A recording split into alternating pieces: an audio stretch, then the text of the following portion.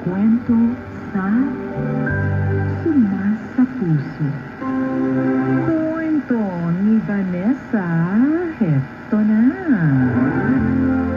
Suma sa Puso sa Super Radio DZBB.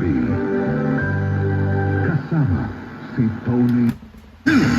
Sanggang dikit for real. 8.6 versus 5.8. It's okay to not be okay. 4.6 versus 3.1. Ang Sins of the Father.